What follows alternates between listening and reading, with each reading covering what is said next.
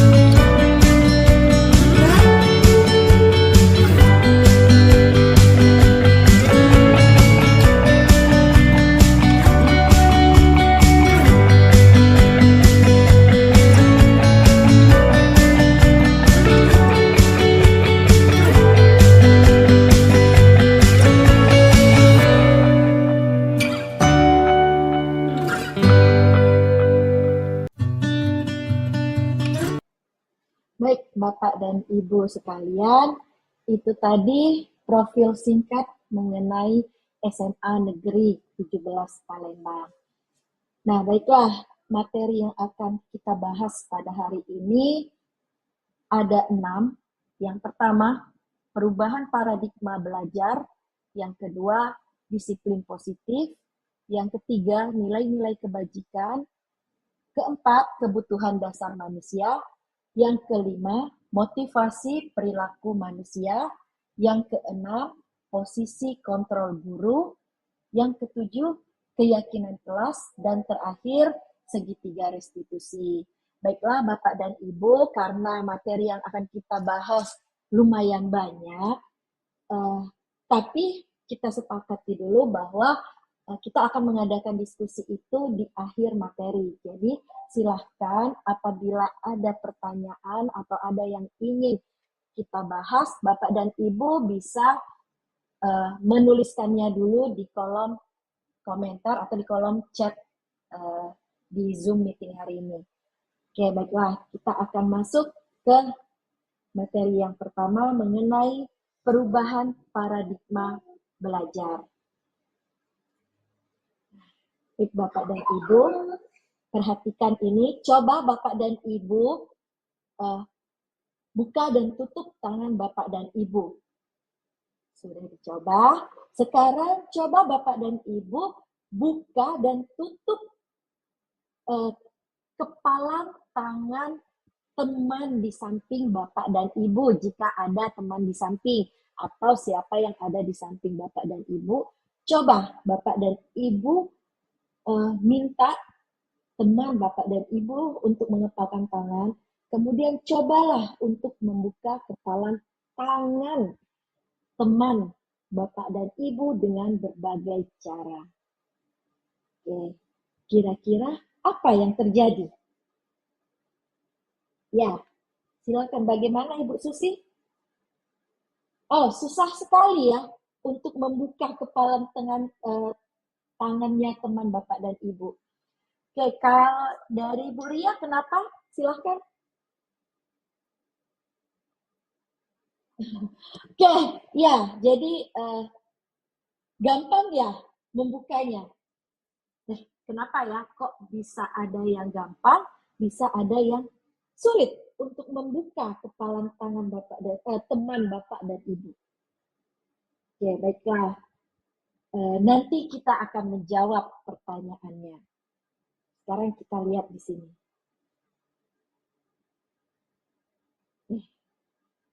Perubahan paradigma. Yang pertama ada paradigma lama, stimulus respon. Jadi dalam stimulus respon ini perilaku manusia dikendalikan oleh rangsangan eksternal atau stimulus dan konsekuensi atau yang mengikuti atau kita sebut dengan respon. Yang kedua, penggunaan penghargaan dan hukuman untuk mengontrol perilaku. Jadi bisa kita simpulkan bahwa siswa berperilaku baik karena takut hukuman atau menginginkan penghargaan, bukan karena pemahaman atau keyakinan pribadi.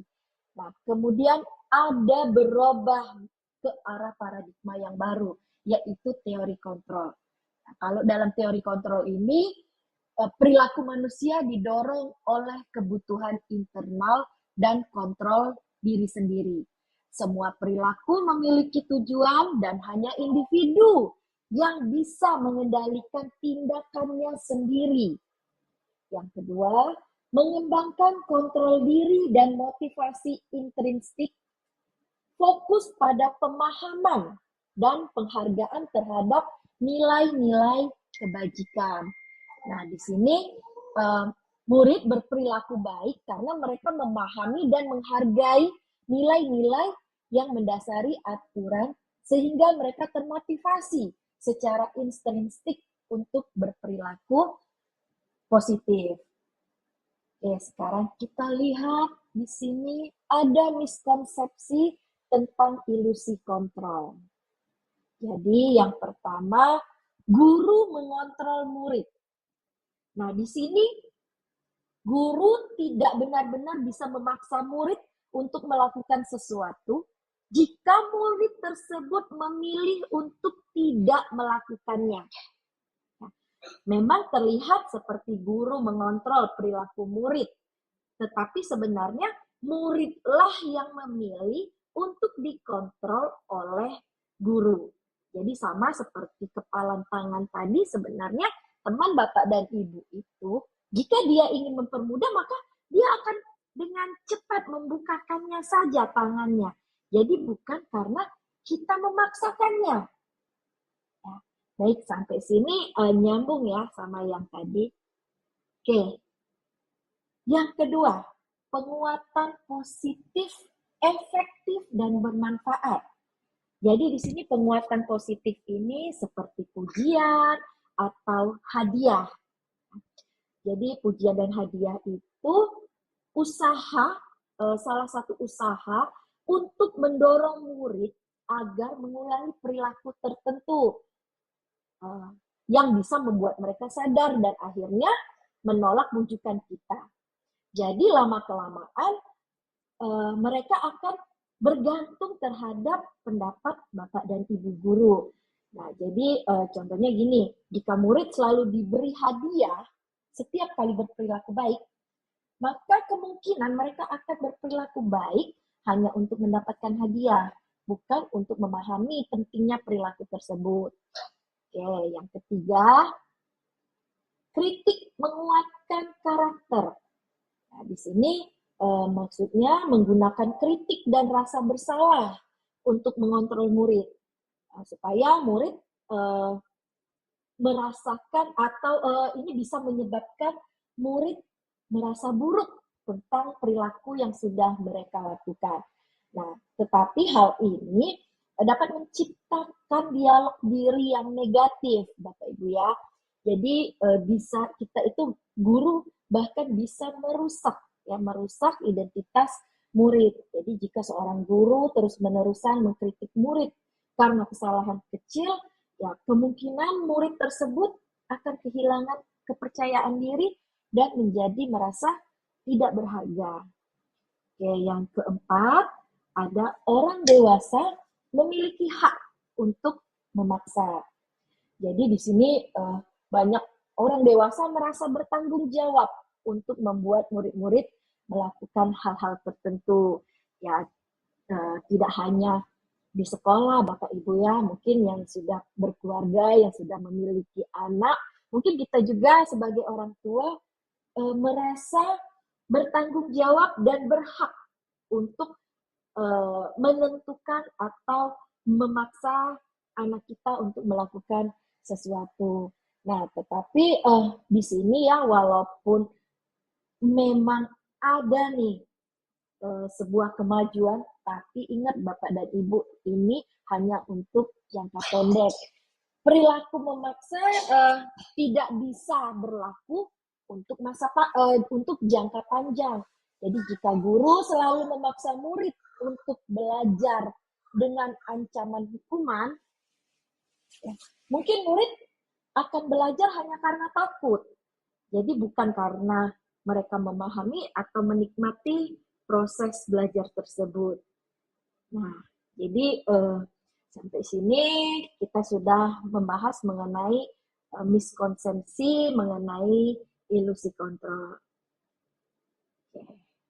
Nah, jadi di sini ada perbedaan antara stimulus respon dan teori kontrol. Jadi untuk stimulus respon di sini ada realitas atau kebutuhan kita sama. Sedangkan di teori kontrol setiap orang memiliki kebutuhan yang berbeda-beda. Nah, kemudian yang kedua, semua orang melihat hal yang sama. Ini dalam stimulus respon. Tetapi kalau dalam teori kontrol, setiap orang memiliki gambaran yang berbeda. Oke, yang ketiga, kita mencoba mengubah orang agar berpandangan sama dengan kita. Nah, sedangkan di teori kontrol, kita berusaha memahami pandangan orang lain tentang dunia. Oke, yang keempat, perilaku buruk dilihat sebagai suatu kesalahan. Nah, sedangkan dalam teori kontrol, semua perilaku itu memiliki tujuan. Selanjutnya, orang lain bisa mengontrol saya dalam stimulus respon. Sedangkan dalam teori kontrol, hanya Anda yang bisa mengontrol diri Anda. Oke. Selanjutnya, dalam stimulus respon, saya bisa mengontrol orang lain. Tapi dalam teori kontrol, Anda tidak bisa mengontrol orang lain. Selanjutnya, dalam stimulus respon, pemaksaan ada pada saat bujukan gagal. Tapi kalau dalam teori kontrol, kolaborasi dan konsensus menciptakan pilihan-pilihan baru. Oke, dalam stimulus respon, model berpikir menang atau kalah. Tapi kalau dalam teori kontrol, model berpikirnya menang-menang. Baik Bapak dan Ibu, demikian pembahasan kita mengenai perubahan paradigma. Oke, kita akan masuk ke materi yang kedua, mengenai disiplin positif. Nah, makna disiplin positif. Jadi disiplin positif ini adalah kemampuan untuk mengatur dan mengendalikan diri tanpa ada paksaan dari eksternal. Kemudian makna dari disiplin juga menekankan pada pemahaman dan pengembangan kontrol diri. Nah, untuk tujuannya adalah untuk membentuk murid yang mandiri dan bertanggung jawab. Nah, nanti kita juga akan membahas ya mengenai motivasi internal dan eksternal. Tapi kita akan masuk dulu ke materi ketiga, yaitu mengenai nilai-nilai kebajikan. Apa itu nilai kebajikan? Baiklah, nilai kebajikan adalah nilai yang disepakati bersama, lepas dari suku, bangsa, agama, bahasa, maupun latar belakangnya. Nah, jadi ada beberapa nilai kebajikan. Yang pertama, ada profil pelajar Pancasila. Nah, nilai-nilai kebajikan dalam profil pelajar Pancasila ini ada beriman, bertakwa kepada Tuhan Yang Maha Esa, dan berakhlak mulia, mandiri, bernalar kritis, berkebinekaan global, bergotong royong, dan kreatif.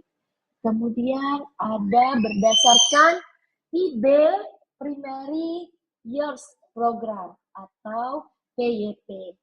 Ini nilai-nilainya ada menghormati, integritas, mandiri, menghargai, antusias, empati, keingintahuan, kreatif, kerjasama, percaya diri, dan komitmen. Oke, tadi saya baca sekilas ada yang menanyakan apa itu PYP. Jadi PYP ini adalah program pendidikan yang didirikan dengan tujuan membentuk pendidikan holistik kepada murid di usia dini. Jadi memang program ini dirancang untuk membantu murid mengembangkan pengetahuan, keterampilan, dan sikap yang mendukung keberhasilan mereka di dunia yang semakin berglobalisasi ini. Oke, kita lanjut ya Bapak dan Ibu. Ada yang ketiga, nilai-nilai kebajikan berdasarkan keterampilan hidup. Ini ada dapat dipercaya, lurus hati, pendengar yang aktif, tidak merendahkan orang lain, dan memberikan yang terbaik dari dirinya. Kemudian kita lanjut, ada 9 pilar karakter Indonesia.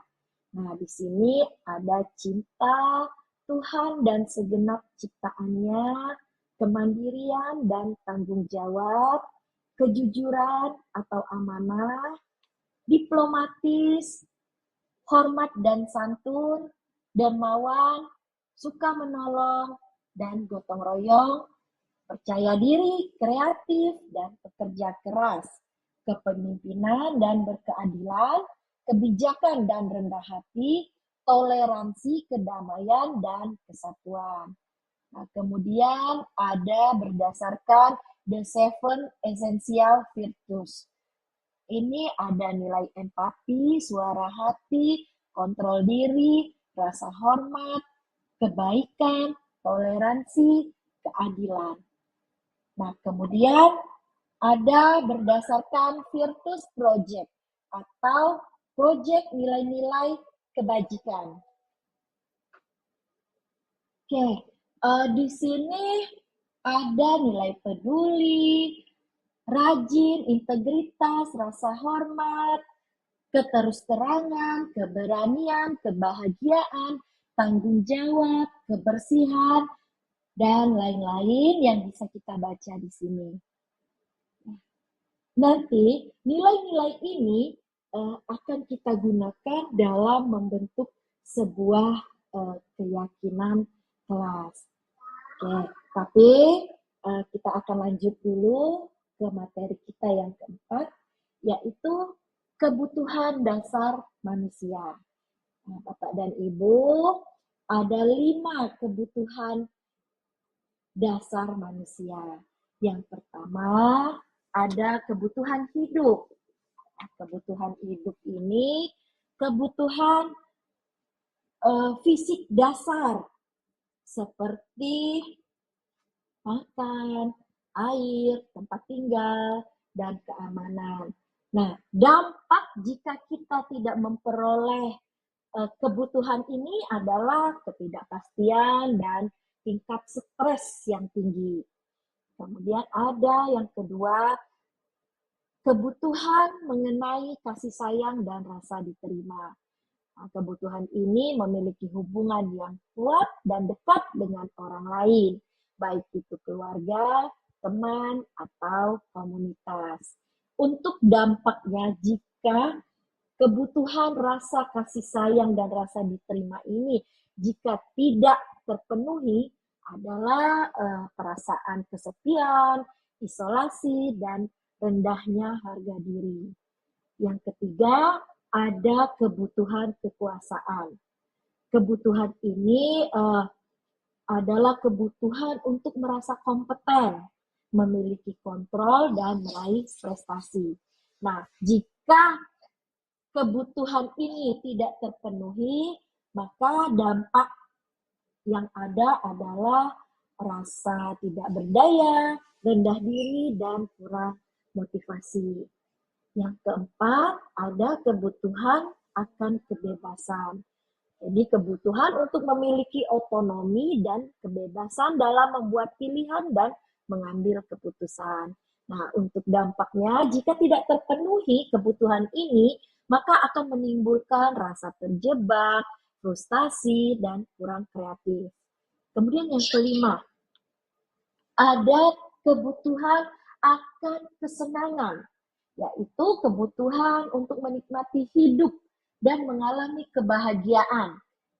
Jadi seperti kegiatan rekreasi, bermain, belajar, dan kegiatan-kegiatan yang memberikan kesenangan dan kepuasan.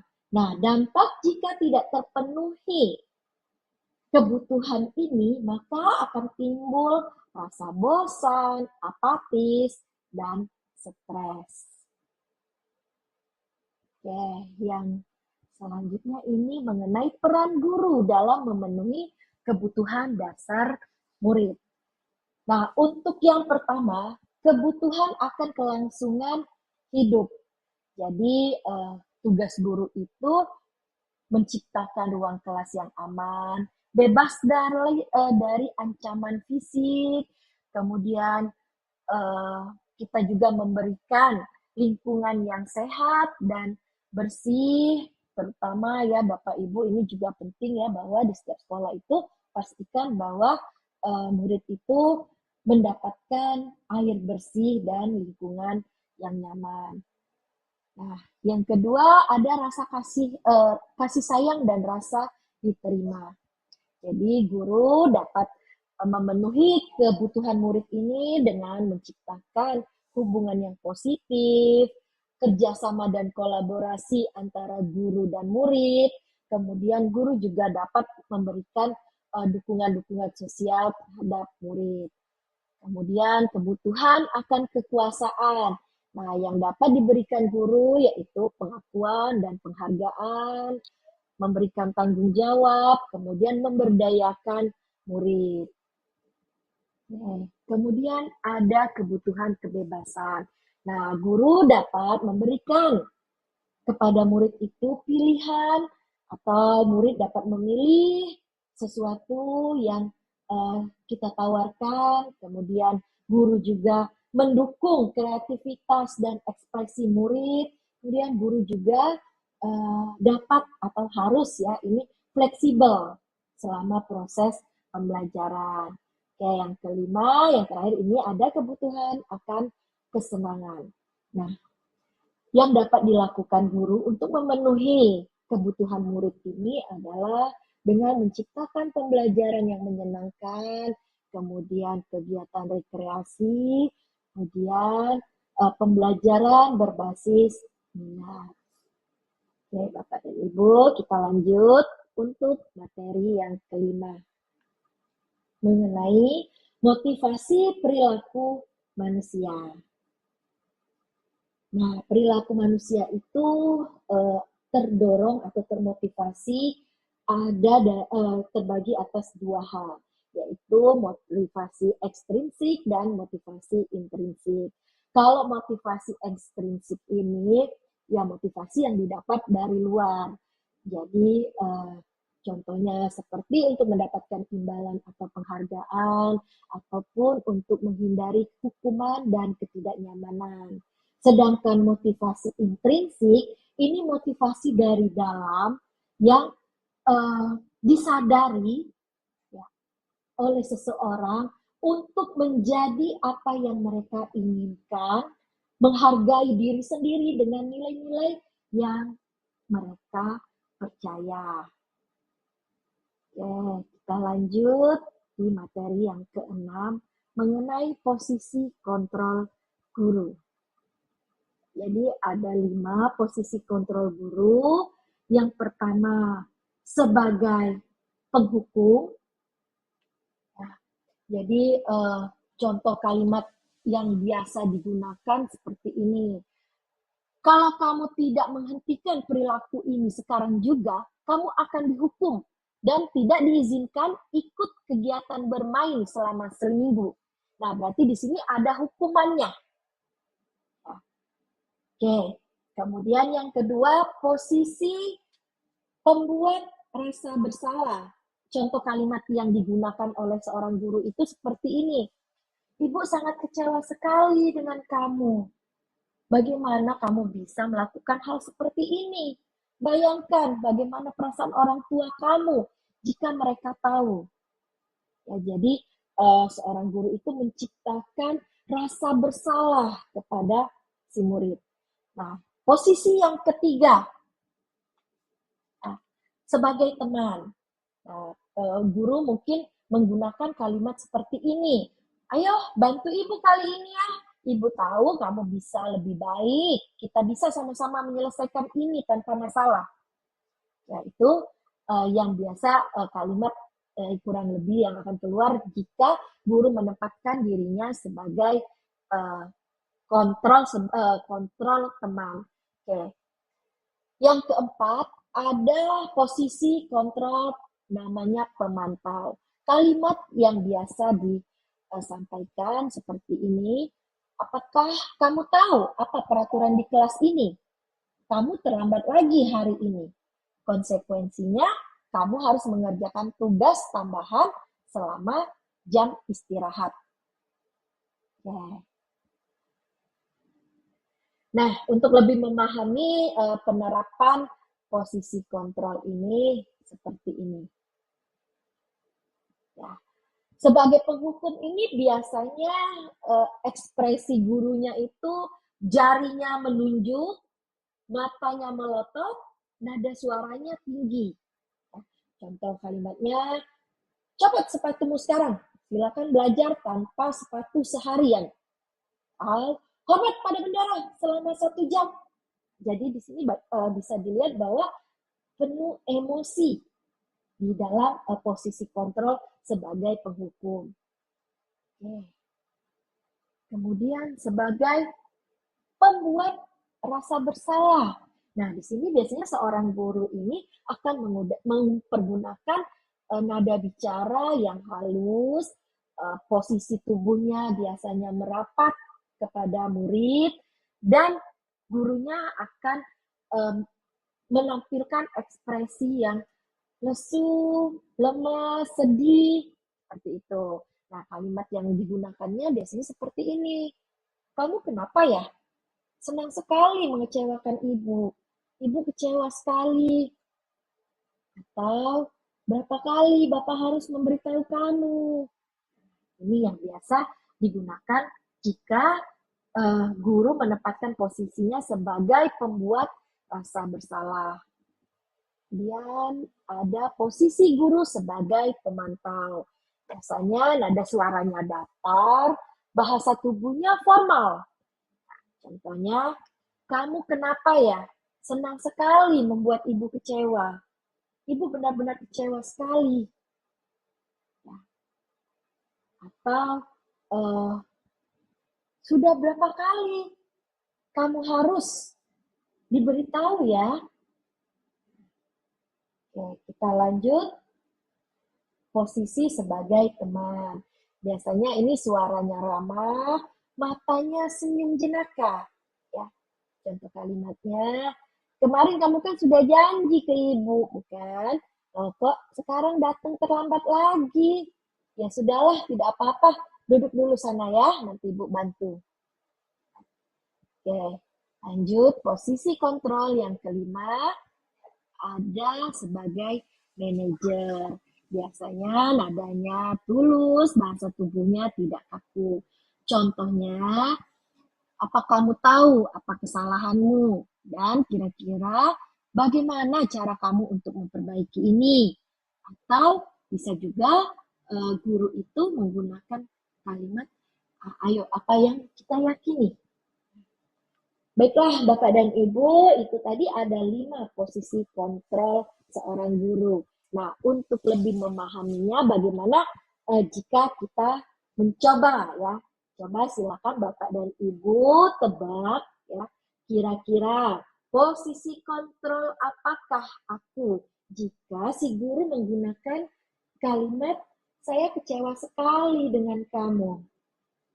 Oke, silakan. Apa Bapak dan Ibu? Gimana? Membuat rasa bersalah. Oke, kita lihat. Ya, betul sekali.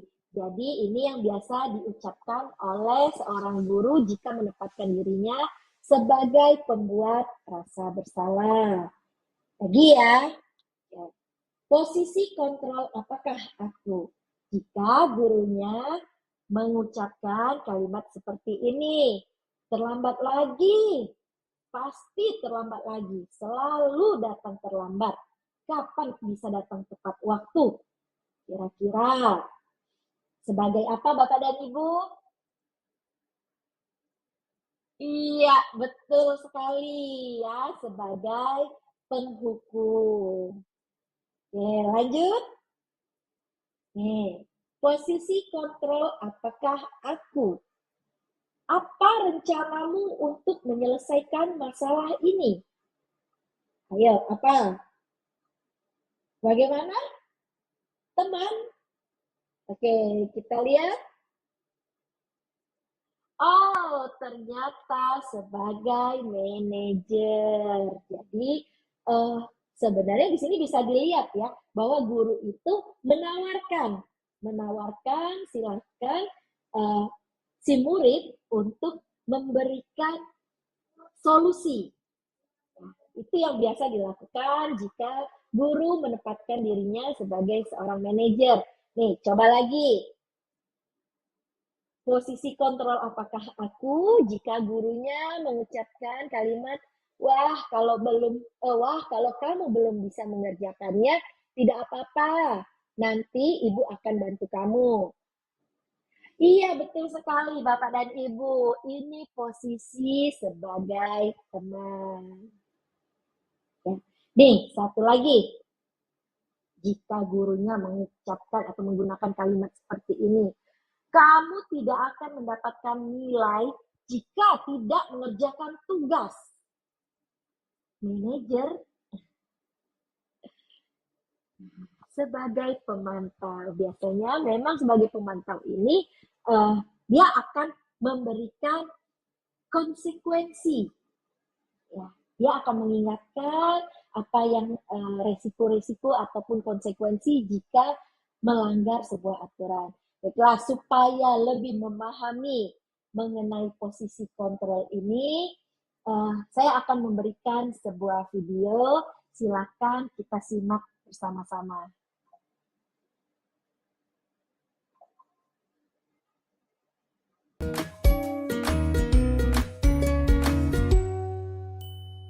Salam bahagia Ibu dan Bapak guru hebat. Dalam penerapan disiplin positif restitusi, salah satu program yang dikembangkan adalah 5 posisi kontrol. 5 posisi kontrol dalam restitusi adalah proses perjalanan seorang pendidik agar dapat mengenali dirinya.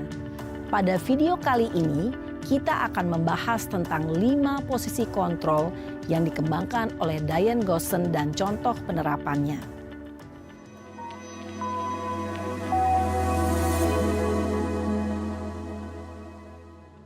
5 posisi kontrol itu adalah 1. Posisi penghukum. 2. Posisi pembuat merasa bersalah. 3. Posisi teman. 4. Posisi pemantau atau monitor. Dan 5. Posisi manajer.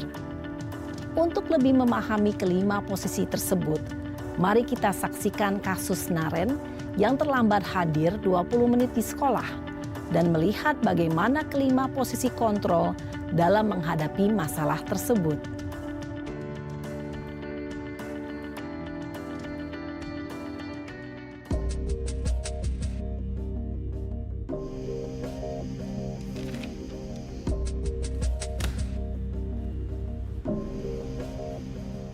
Naren!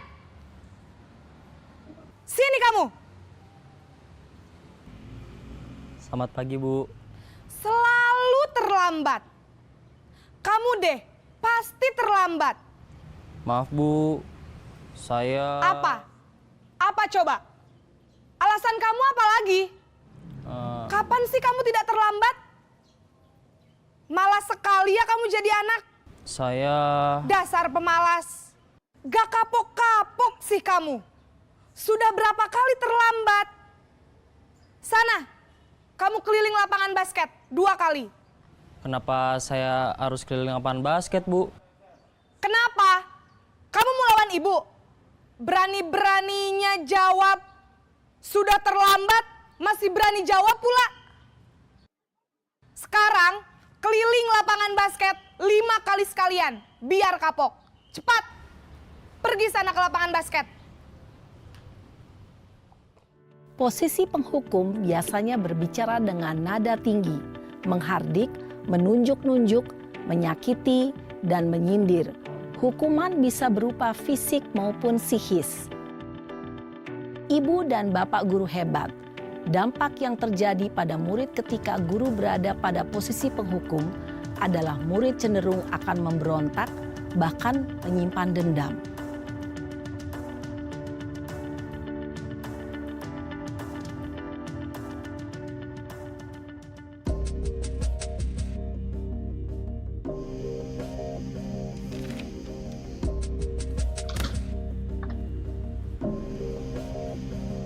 Naren!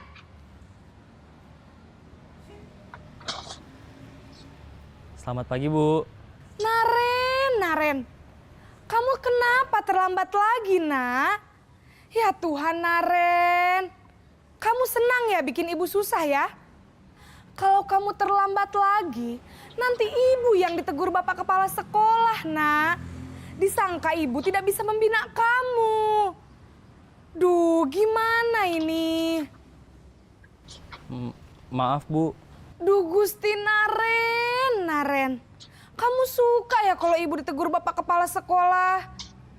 Terus, sekarang ibu harus tulis apa ini di buku absen? Ini kamu sudah sering terlambat loh. Ibu harus apa coba? Maaf, Bu. Maaf sekali. Ya sudah, lain kali jangan bikin ibu susah lagi ya, Nak ya. Ibu tidak akan kuat lagi kalau kamu begini terus. Bisa jantungan kalau ibu ditegur bapak kepala sekolah. Sana cepat ke kelas. Maaf ya, Bu. Maaf sekali.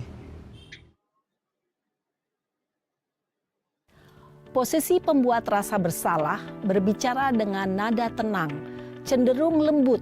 Namun kata-kata yang diutarakan membuat murid merasa menjadi orang yang gagal. Memandang buruk dirinya sendiri, merasa tidak berharga, dan tidak sanggup membahagiakan orang lain. Ketika guru mengambil posisi pembuat rasa bersalah, murid akan menganggap dirinya yang bersalah dan ia akan menyimpan emosi negatif tersebut di dalam dirinya.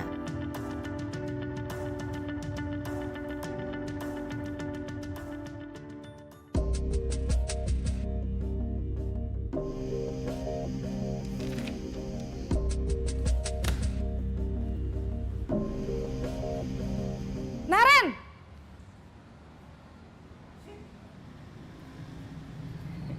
Selamat pagi, Bu.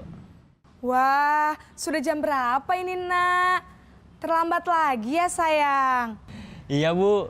Habis ibu saya lupa bangunkan saya, Bu. Kamu malah menyalahkan ibu kamu.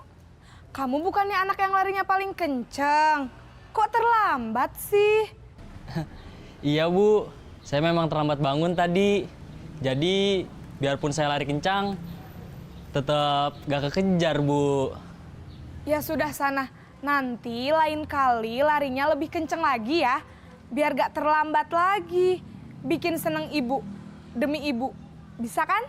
Bisa lah Bu. Ya sudah sana masuk kelas. Ibu beresin urusan absen kamu. Kamu ini ada-ada saja. Dalam posisi teman, guru berbicara dengan nada suara ramah, akrab, cenderung bersenda gurau untuk menjaga suasana tetap santai. Murid akan merasa senang, aman, dan akrab dengan guru.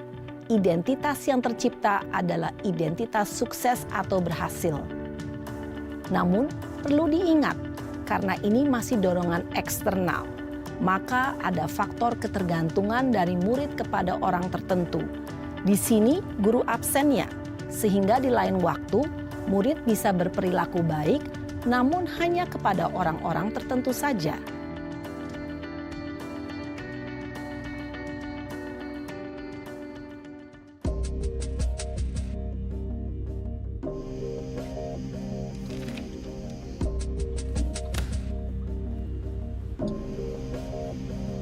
Naren!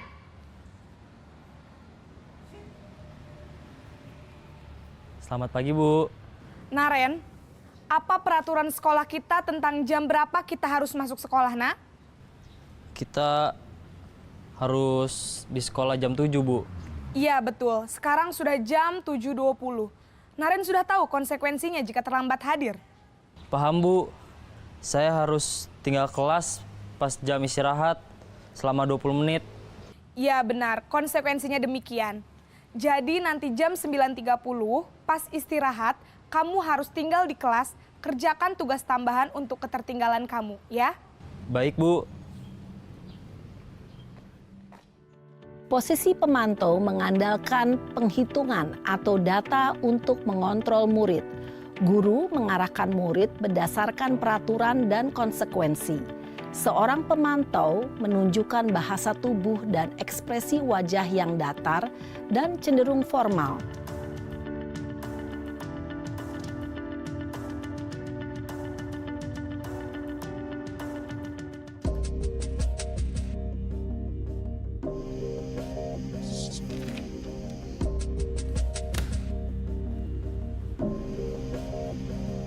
Naren!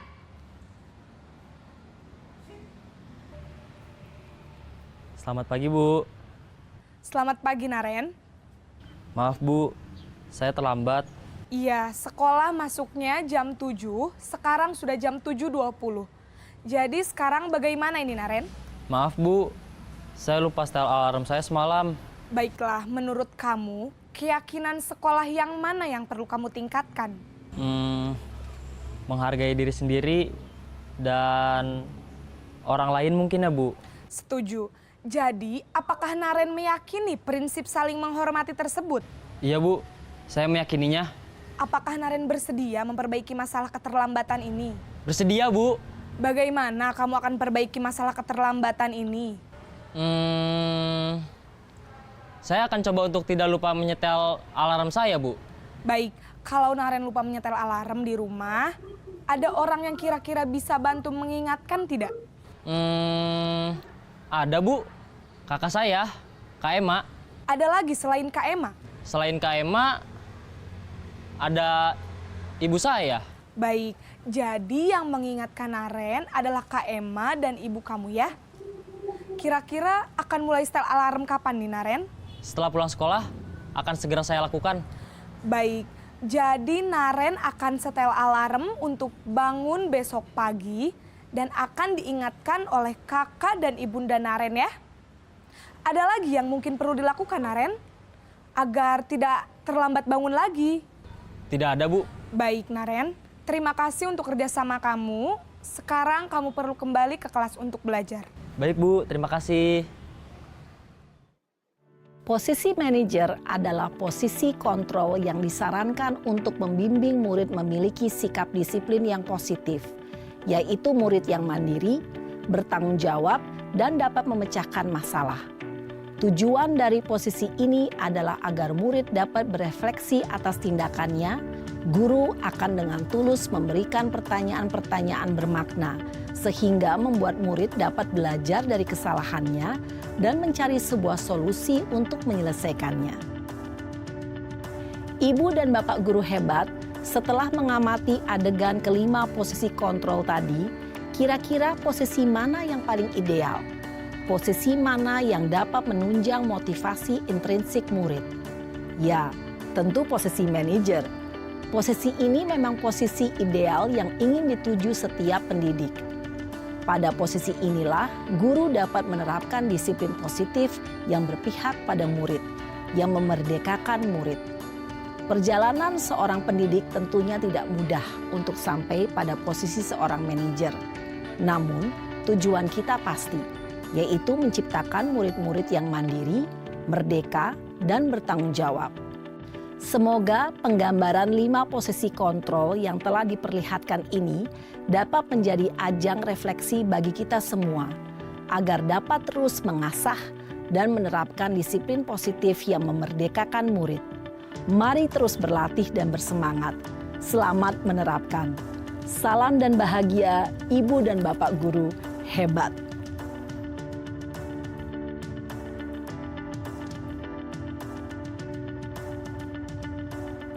Oke, baik Bapak dan Ibu sekalian, tadi sudah kita saksikan mengenai posisi kontrol seorang guru. Jadi menurut Bapak dan Ibu, posisi mana nih yang lebih baik kita gunakan? Nah, silakan dijawab dalam hati masing-masing.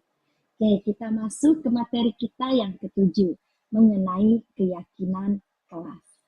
Nah, jadi kadang-kadang kita masih suka keliru nih antara keyakinan kelas dan kesepakatan kelas.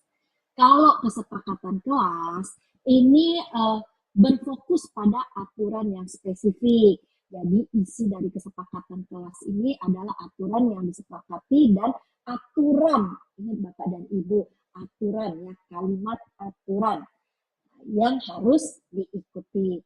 Kemudian kalau untuk keyakinan kelas ini hanya berisi mengenai nilai-nilai, pernyataan universal dan yang menginspirasi. Nah, jadi kalau untuk nilai-nilai kebajikan seperti yang kita bahas sebelumnya, nah, nilai itulah yang dapat kita gunakan.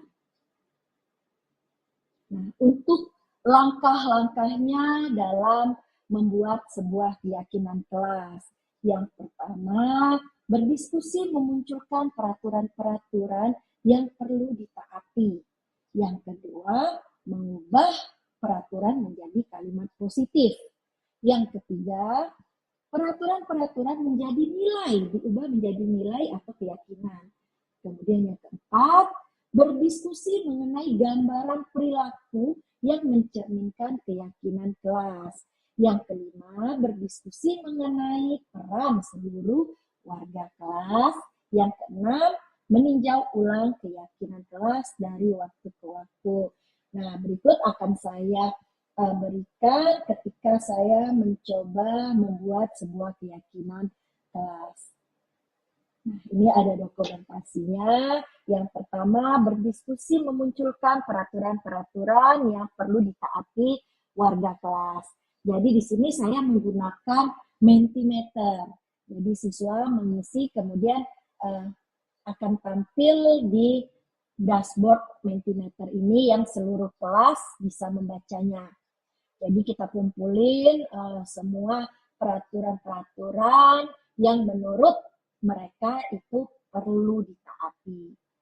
Nah, setelah dapat nih peraturan-peraturan dari murid, kita ubah dan sekalian kita juga mengajarkan murid untuk menggunakan kalimat yang lebih positif. Jadi kadang-kadang murid itu bilangnya gini, jangan berlari-lari. Nah, itu bentuk kalimat negatif. Nah, kita kita ajak murid untuk mengubahnya menjadi kalimat positif. Kira-kira apa nih yang akan kita gunakan kalimatnya? Nah, jadi kita bisa contohkan, misalnya berarti kalau tidak boleh berlari-lari, harusnya ya baik di kelas kita berjalan dengan pelan dan tidak terburu-buru. Oke, atau misalnya jangan mencontek. Nah, bisa dijadikan kalimat mengerjakan tugas dengan jujur. Nah, kemudian kalimat-kalimat positif ini kita ubah menjadi nilai-nilai keyakinan atau nilai-nilai kebajikan kelas. Jadi ini masih dalam diskusi ya, ada bekerja sama, kepedulian, kebersihan, toleransi, disiplin, dan keteraturan. Nah, langkah berikutnya saya mengajak murid untuk berdiskusi mengenai gambaran perilaku yang mencerminkan keyakinan kelas. Nah, kemudian langkah berikutnya lagi berdiskusi mengenai peran seluruh warga kelas. Nah, untuk melihat contohnya, seperti inilah hasil dari nilai-nilai atau dari keyakinan kelas dari 11.3. Nah, jadi di sini di atasnya ada nilai-nilai, di bawahnya ya bagaimana apa yang harus dilakukan untuk meningkatkan nilai-nilai tersebut di kelas.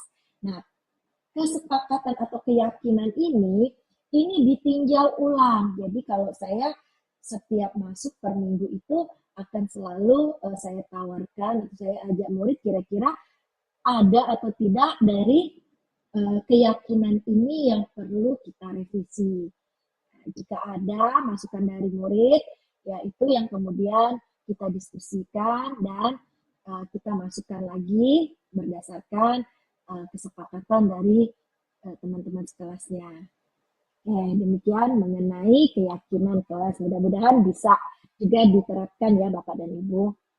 Oke, kita masuk ke segitiga restitusi.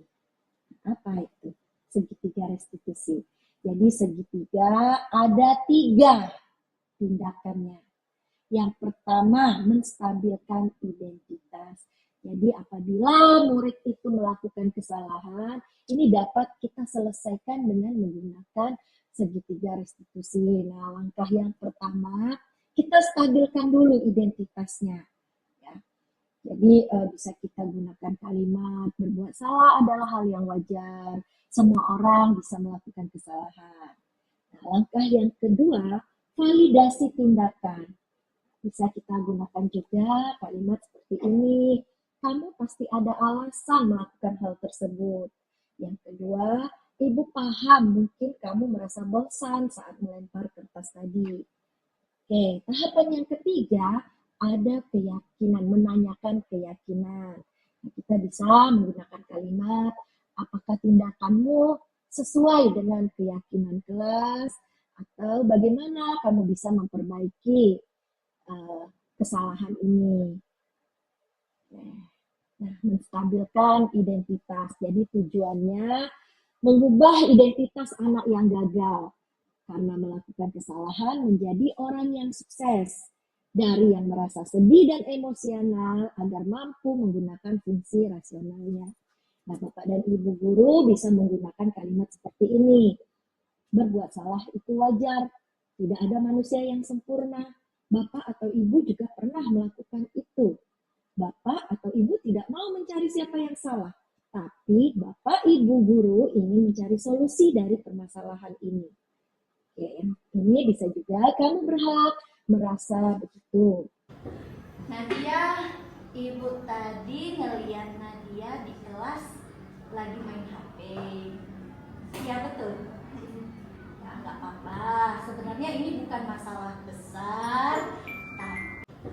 Nadia, Ibu tadi ngeliat Bapak dan Nadia Ibu, di ini kelas contoh ketika lagi main saya HP. menerapkan segitiga restitusi. Jadi Nggak saya apa-apa, sebenarnya ini bukan masalah menstabilkan besar. identitas murid Ya, dengan menenangkannya ibu bahwa tadi ngeliat tidak Nadia di apa-apa, kelas ini bukan lagi main masalah yang HP. besar, bukan masalah yang Siapa tuh? besar.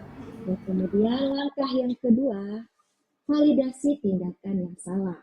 Nah, proses untuk memahami kebutuhan apa yang sedang berusaha dipenuhi oleh murid. Ya, bukan berarti menguatkan tindakan salah itu pantas dilakukan. Nah, tapi di sini kita menguatkan pemahaman kita akan alasan dari murid tersebut melakukan tindakan tersebut. Misalnya, kamu pasti punya alasan, padahal kamu bisa melakukannya lebih buruk dari ini. Kamu patut bangga karena telah melindungi sesuatu yang penting buat kamu. Atau kamu melakukannya, kamu mempertahankan sesuatu yang penting bagimu. Oke. Ini kita lihat ketika saya memasuki tahapan yang kedua. Besar, tapi kita perlu memperbaiki ini.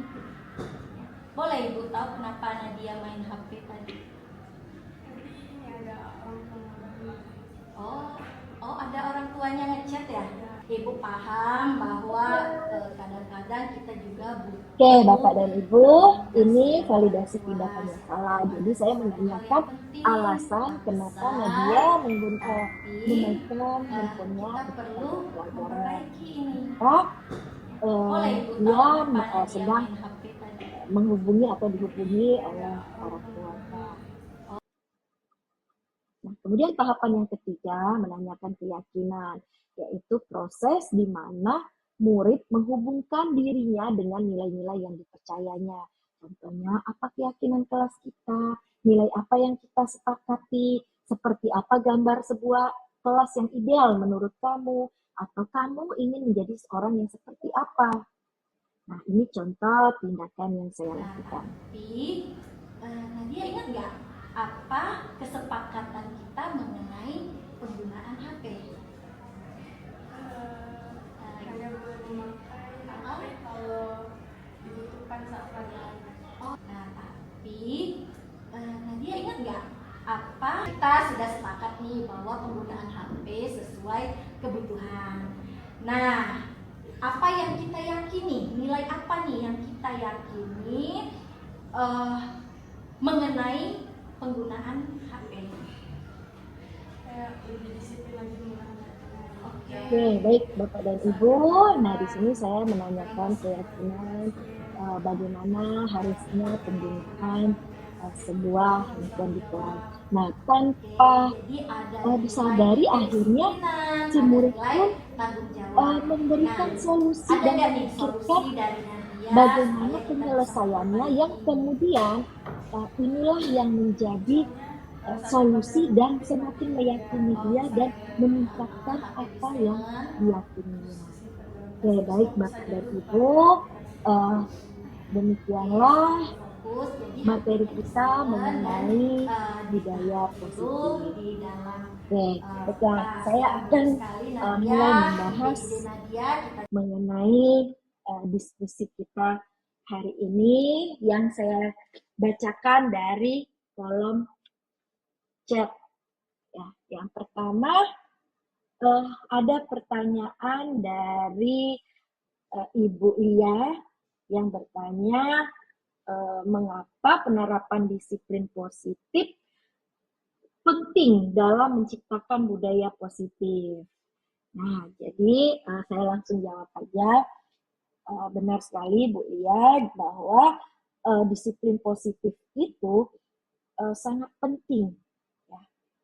Jadi dengan adanya, jadi dalam disiplin positif itu kita kan tadi sudah mempelajari ada dua motivasi intrinsik, motivasi ekstrinsik. Kalau intrinsik, setiap perilaku murid itu bertujuan untuk memenuhi kebutuhan tertentu. Nah, guru dapat membantu siswa mengenali kebutuhan itu yang kemudian siswa dapat lebih memahami diri mereka sendiri dan alasan dibalik tindakan itu, sehingga kedepannya mereka akan lebih bertanggung jawab atas setiap tindakan mereka. Nah, jadi bukan hanya meningkatkan perilaku positif, tapi juga dapat membangun fondasi yang kuat dalam menciptakan budaya positif yang mendukung perkembangan holistik murid. Oke, bagaimana Ibu Lia? Oke, terima kasih juga Ibu Lia atas pertanyaannya. Nah, saya akan masuk ke pertanyaan kedua dari Ibu Ratna. Bu Ratna menanyakan bagaimana penerapan restitusi dapat membantu murid memahami dampak tindakan mereka terhadap orang lain dan memperbaiki kesalahan mereka dengan cara yang positif dan konstruktif. Baik, Ibu Ratna dan Bapak Ibu sekalian, restitusi ini adalah pendekatan dalam disiplin yang berfokus pada pemulihan hubungan dan memperbaiki diri murid setelah melakukan kesalahan. Jadi, pendekatan ini tidak hanya menekankan pada konsekuensi dari tindakan yang salah, tapi juga bagaimana murid dapat belajar dari kesalahan tersebut supaya ke depannya mereka menjadi pribadi yang lebih baik lagi. Nah, kita juga dapat memperbaiki tindakan mereka itu, misalnya kita minta merefleksikan diri, kita juga mempelajari mengenai mengembangkan empati, dan kita juga sebenarnya memperkuat karakter, bahkan kita dapat berkolaborasi dengan murid. Seperti itu, Ibu Ratna, bagaimana? Ya, betul sekali. Jadi tidak hanya membantu siswa memahami dampak dari tindakan mereka. Ya, baiklah. Terima kasih Ibu Ratna. Ya, atas kesimpulannya. Ya, terima kasih. Kemudian pertanyaan ketiga yang terakhir ya, ini dari Kevin, bagaimana keyakinan kelas yang efektif ya, supaya dapat menciptakan lingkungan belajar yang lebih positif. Nah, jadi keyakinan kelas ini sebenarnya adalah prinsip atau nilai yang dijunjung tinggi oleh seluruh warga kelas yang dijadikan sebagai dasar perilaku dan interaksi sehari-hari mereka. Nah, ini beda dengan peraturan kelas yang bersifat instruktif atau hanya berisi instruksi atau aturan-aturan dan berfokus apa yang boleh dan tidak boleh. Kalau keyakinan kelas ini lebih menekankan pada nilai-nilai positif dan tujuan mulia yang diinginkan oleh seluruh anggota kelas. Ya. Begitu Pak Kevin. Oke, ya terima kasih juga Pak Kevin. Dan Bapak Ibu sekalian, terima kasih sudah hadir dalam kegiatan diseminasi ini. Sebagai penutup, saya akan memberikan sebuah video di mana disiplin positif yang mungkin bisa Bapak dan Ibu menjadi inspirasi untuk dilaksanakan di kelas maupun di sekolah Bapak.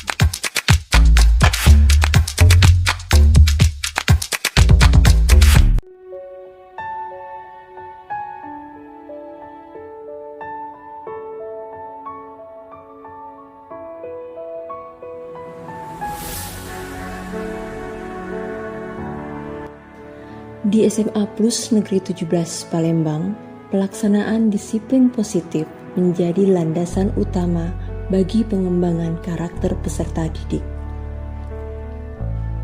Piket wali kelas bukan hanya sekedar rutinitas harian, melainkan sebuah momen hangat di pagi hari. Dimulai pukul 6.20 setiap harinya, wali kelas menyambut peserta didik dengan keakraban, memberikan bimbingan, dan menciptakan ikatan yang erat. Wali kelas membantu peserta didik beradaptasi dan merasa diterima. Setiap detail diperhatikan, termasuk pemeriksaan atribut, penampilan, dan kebersihan kuku sebagai pembelajaran nilai-nilai kebersihan diri dan kedisiplinan. Melalui piket wali kelas, SMA Plus Negeri 17 Palembang membentuk kebiasaan positif serta mengajarkan nilai-nilai kebersihan diri dan kedisiplinan kepada setiap siswa. Apel pengibaran bendera pukul 6.30 juga merupakan sarana untuk membentuk karakter dan semangat kebersamaan di antara seluruh siswa. Pasukan pengibar bendera menjadi pilar kebanggaan sekolah, bertanggung jawab untuk memupuk rasa nasionalisme. Pelaksanaan piket kelas merupakan momen untuk membentuk kedisiplinan dan tanggung jawab diri. Assalamualaikum teman-teman. Kami dari tim Duta Cinta Lingkungan mengingatkan kepada teman-teman semuanya untuk selalu menjaga kebersihan dimanapun kalian berada, baik di dalam maupun di luar kelas. Hal-hal yang harus diperhatikan antara lain: 1. Tidak membuang sampah sembarangan. 2. Tidak membuang sampah di dalam laci meja. 3. Tidak membuang sampah di dalam ruang kelas. Kita harus menjaga kebersihan untuk menciptakan lingkungan belajar yang nyaman sehingga kita dapat lebih berkonsentrasi dalam belajar. Sekian dari kami, terima kasih atas perhatiannya. Salam lingkungan.